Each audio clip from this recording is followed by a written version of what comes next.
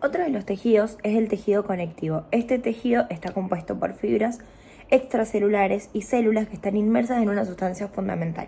Además, este tejido es el más abundante y el más ampliamente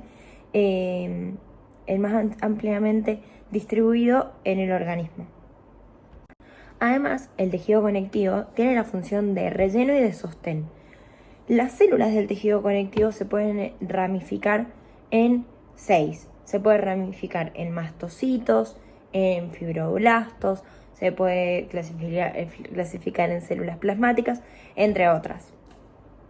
Además, para agregar, este tejido se puede dividir en diferentes tipos. Para ser más específico, en 4 diferentes tipos. Se puede dividir en tejido conectivo embrionario, en tejido conectivo maduro, en tejido conectivo subyacente y en tejido conectivo líquido. Estos también se pueden subdividir, pero para hablar de esto tendremos que hablar más específicamente de cada uno.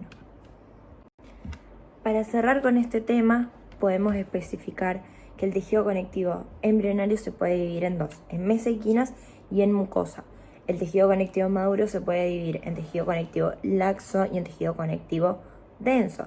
El tejido líquido tiene diferentes características. Algunas puede ser que contiene un líquido extracelular que fluye dentro de los vasos linfáticos. Además, las plaquetas participan en la coagulación de la sangre, entre otras diferentes características.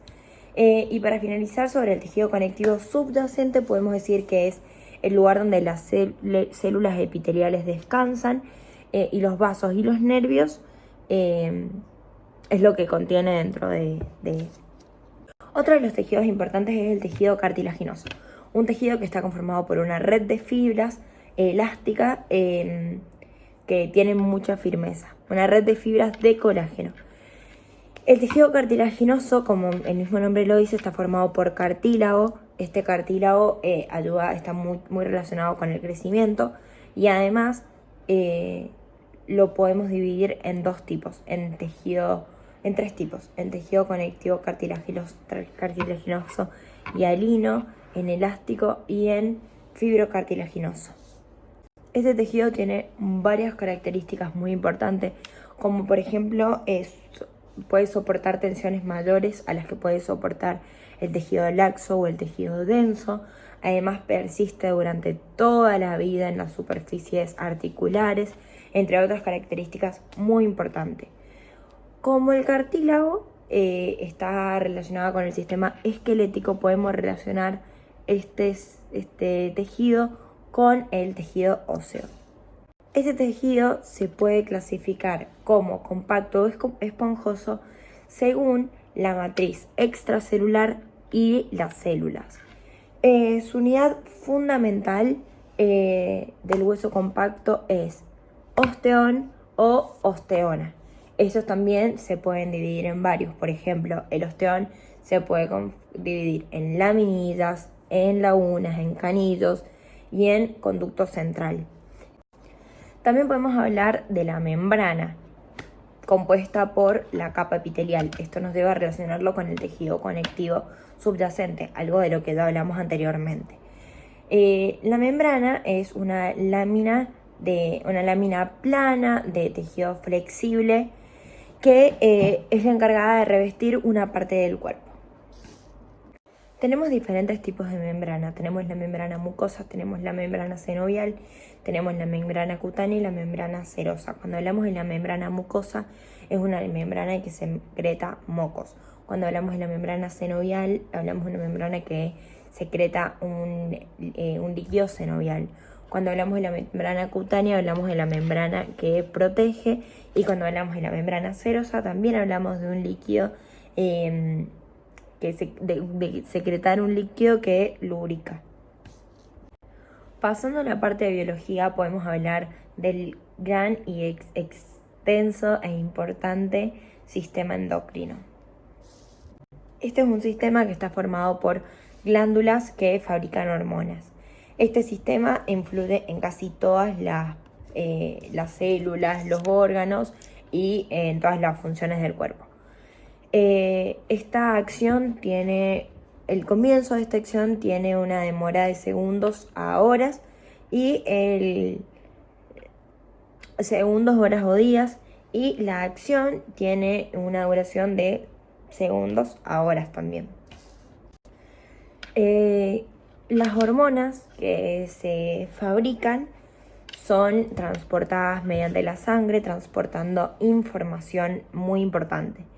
Las hormonas se pueden dividir en dos, en hormonas hidrosolubles y en liposolubles. Cada una de estas se dividen en distintos tipos y tienen diferentes funciones. Las glándulas también las podemos dividir en dos, al igual que las hormonas. Las podemos dividir en glándulas exócrinas y en glándulas endócrinas. Las exócrinas son glándulas que secretan productos dentro de conductos que llevan de secreciones a las cavidades corporales, y algunos ejemplos de glándulas endócrinas son la glándula tiroides, la glándula hipófisis, la tiroidea, las reproductoras, que pueden ser tanto los ovarios como los testículos, entre otras. Una correlación clínica es la llamada administración de hormonas, y un ejemplo es la inyectación de insulina. Ya que tocamos el tema de las glándulas reproductoras, podemos hablar del sistema reproductor. Pero para ingresar a este tema podemos hablar de la reproducción y el sexo. Cuando hablamos del sexo, hablamos de sexualidad y de el sexo específicamente. Cuando hablamos de la sexualidad podemos nombrar el pensamiento, el deseo, los valores, las conductas, las fantasías, entre otros. Cuando hablamos de la sexualidad también podemos hablar de la energía, de una pauta cultural, de una fórmula matemática, que es lo que distingue al hombre de la mujer.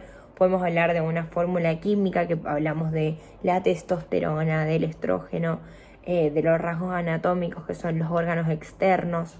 Podemos hablar del acto sexual, de la capacidad de procrear, de la expresión de amor, de la dimensión espiritual, y además podemos hablar de la función del sistema nervioso en esta.